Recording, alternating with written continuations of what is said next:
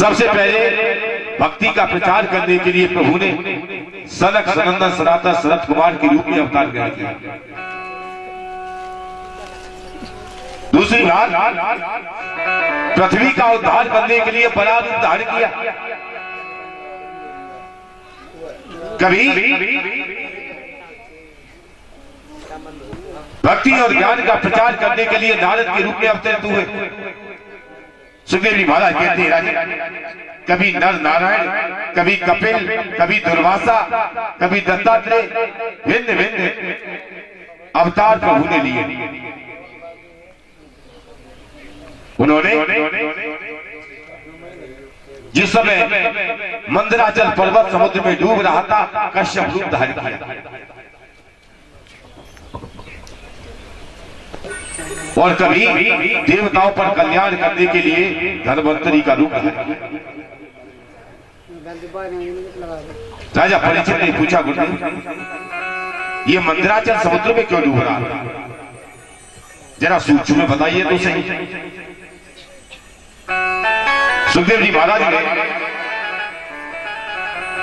राजा परीक्षित को विस्तार के साथ सागर मंथन की पूरी कथा सुनाई कि जब देवता श्रीहीन हो गए दुर्वासा के श्राप से, दैत्यों ने स्वर्ग पे अधिकार कर लिया। उस समय भगवान की आज्ञा से देवताओं ने समुद्र मंथन किया, दैत्यों की सहायता ली। समुद्र मंथन के समय जब मंदराचल पर्वत को मथानी बनाया गया, बांस की नाक की रस्सी बनाई गई, तो ये पर्वत डूबने लगा था। प्रभु ने कश्यप रूप धारण करके मंथन पूर्ण कराया।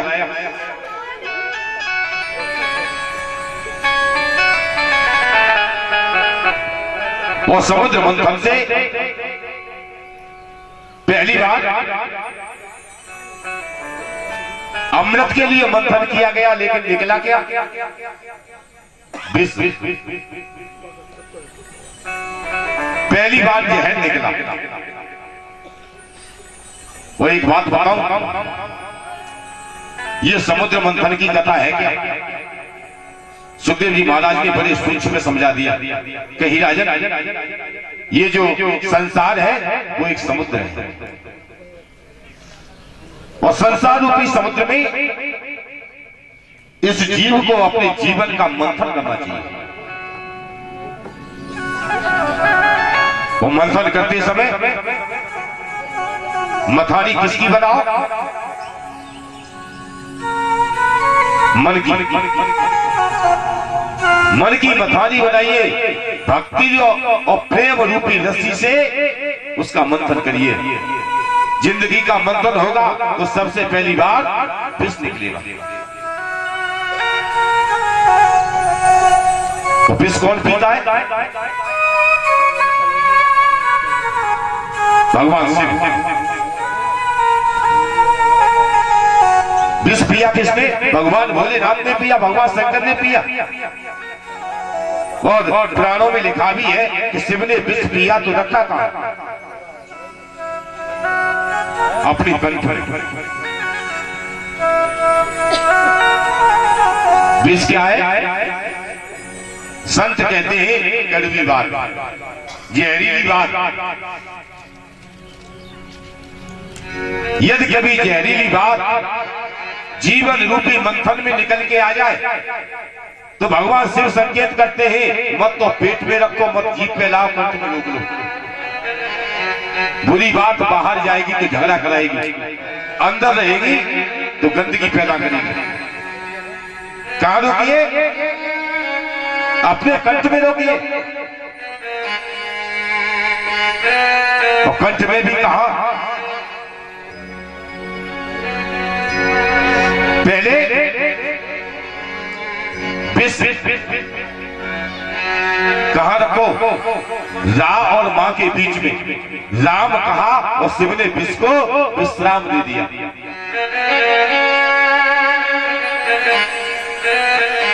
भागवत की कथा मैंने बताया था, सांकेतिक भाषा है, केवल कहानी नहीं है। यदि आप जहर पचाने की शक्ति पा गए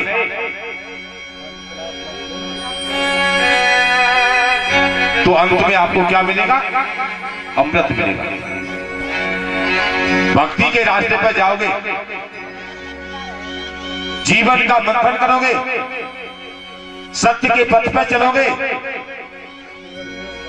तो दुनिया वाले आपको जहर देंगे। भजन करने कल चले जाओ, जाने क्या क्या लोग मजाक बनाएंगे अपनी। देखो ढोंगी बाबा बैठे, आदमबरी बाबा है, गांव में कई चर्चाएं होती है, 100 मुंह से खाए पी लिया, हज को निकली, क्या क्या नहीं कहेंगे लोग। लेकिन उस अपमान रूपी, उस विषैले व्यंग रूपी बाणों को आपने सहन करने की शक्ति प्राप्त कर ली। तो भागवत बता रही है कि जीवन रूपी मंथन में भक्ति रूपी अमृत की प्राप्ति होगी। यदि विष नहीं पचा पाए तो अमृत नहीं मिलेगा। अमृत प्राप्त हुआ देवताओं को, लेकिन आप ये मत सोचना कि सहज में मिल जाएगा। यदि अमृत पीना है तो बिना भगवान के सहारे के नहीं पी पाओगे। कभी कभी होता है ऐसा है महाराज कि भक्ति हो जाए तब भी अहंकार आ जाता है, राक्षस विघ्न पैदा करने आ जाते हैं। राक्षसों ने भी समुद्र मंथन की कथा में आपने सुना होगा, अमृत कलश छीन लिया था राक्षसों ने। भक्ति रूपी अमृत को छीनना चाहते हैं कौन? दैत्य। तो भगवान स्वयं आते हैं और अमृत किसे पिलाना चाहते हैं? देवता। कथा बड़े विस्तार से है, लेकिन कथा का सार समझा रहा हूं आपको।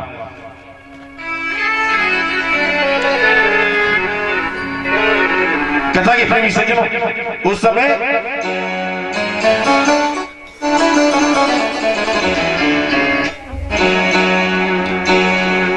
दैत्यों में से एक दैत्य जिसका नाम राहु है, वो सूर्य और चंद्रमा के बीच में आके बैठ गया। प्रभु ने पहचान लिया ये राहु बैठा है अमृत पीने के लिए, लेकिन प्रभु ने उसे छेका नहीं, अमृत उसे भी पिला दिया। या दो चीजें बताऊं मैं आपको, जिंदगी के लिए बड़े महत्व की दो चीजें हैं। एक तो है सिद्धांत और एक है सो भैया विवाद। दुनिया में सिद्धांत टूट जाए कोई बात नहीं, लेकिन विवाद नहीं टूटना चाहिए।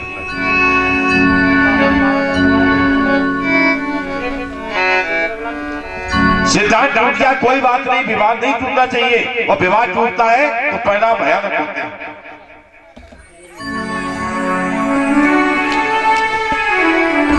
विवाद की भूल किसने की? राजा दशरथ ने। उनके बेटा राम का राज तिलक हो रहा है।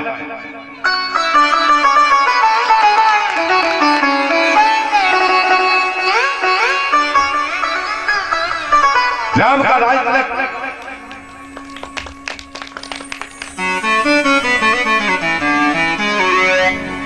वो घर में कोई खुशी हो तो घर के सभी लोगों को इकट्ठा होना चाहिए।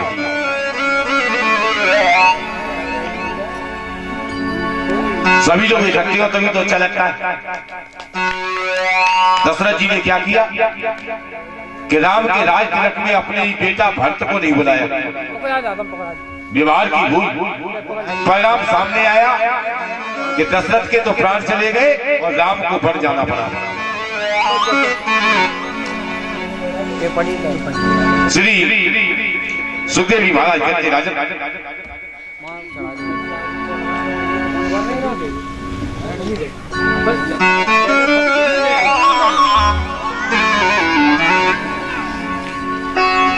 भगवान ने देवताओं को अमृत पिलाया तो राहु को भी पिला दिया।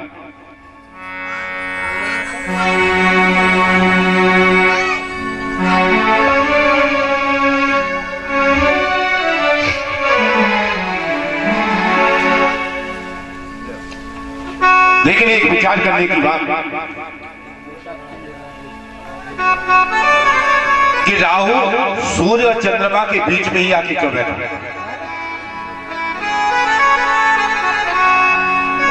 जब जीव मन और बुद्धि से भक्ति करता है, सूर्य क्या है? बुद्धि के स्वामी है।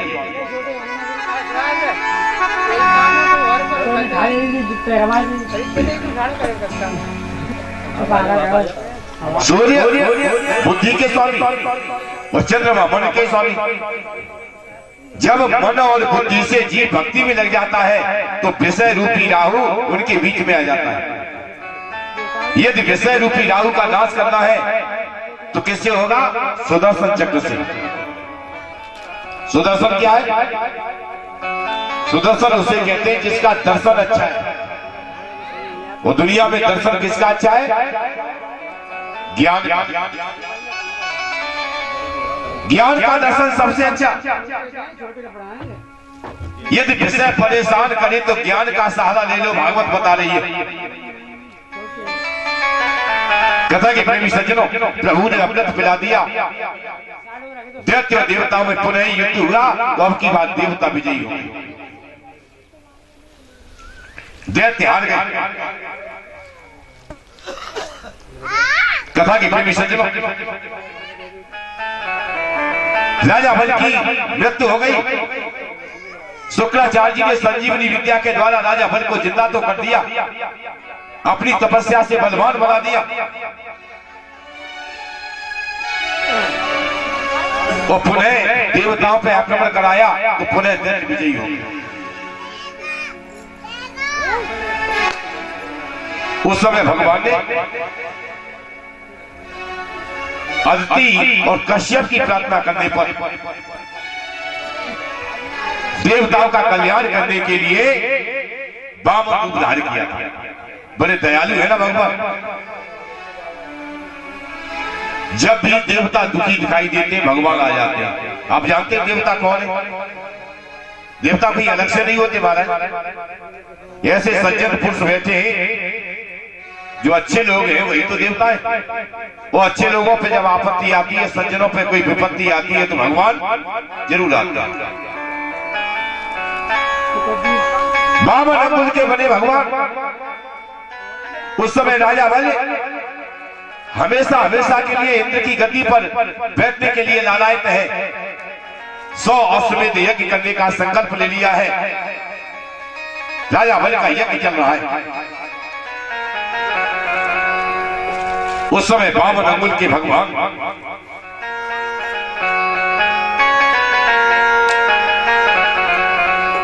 देवताओं की प्रार्थना करने पर राजा बल की यज्ञशाला की तरफ चले भिक्षा लेने के लिए।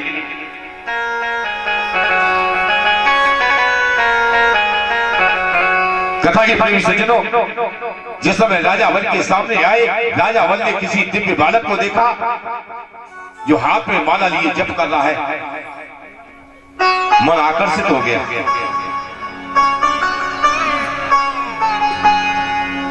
मन आकर्षित हुआ, प्रणाम किया। कई ब्राह्मण देव आइए, क्या चाहिए?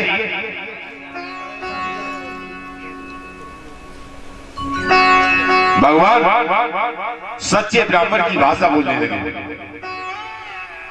वो आपको पता है सच्चे ब्राह्मण की भाषा कौन सी है? हमारे पंडित जी महाराज जानते हैं, कल कह रहे थे कि ब्राह्मण को थोड़ा खाना चाहिए, नहीं तो लोग निमंत्रण देना बंद कर देंगे।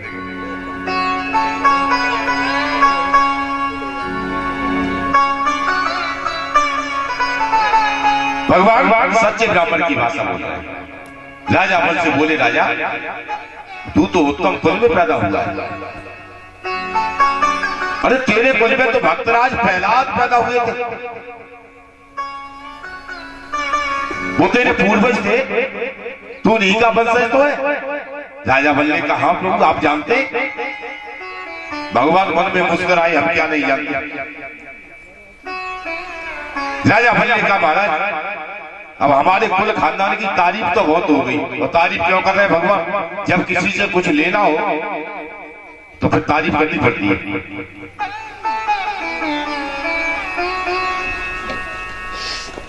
राजा बोले कहा महाराज कुछ लेने की इच्छा है, कुछ मांगने आए थे आप? भगवान ने कहा हाँ राजा, ज्यादा कुछ नहीं, 3 पग भूमि चाहिए।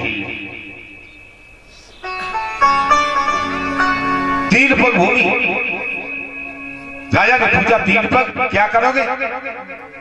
बामन भगवान कहने लगे, राजा कल में एक गृहस्थ के द्वार पर बैठा हुआ भजन कर रहा था, उसने द्वार से उठा दिया। मैं तो ब्राह्मण हूं, मेरे पास जमीन नहीं है भजन करने को, तो बस 3 पग भूमि दे दे, जहां मेरा आसन लग जाए, बैठ के मैं भजन कर लूं। राजा ने कहा महाराज कुछ मांग नहीं पाया।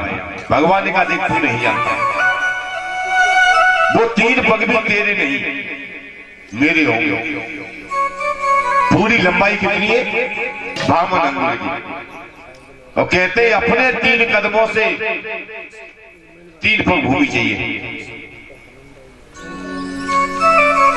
राजा बोले का महाराज बातें तो बड़े बड़े जैसी करते हो, बड़े ज्ञानियों जैसी बातें करते हो, लेकिन अभी बालक हो, मांगने में गलती हो गई है तो दोबारा मांग लो, सोच समझ के मांग लो।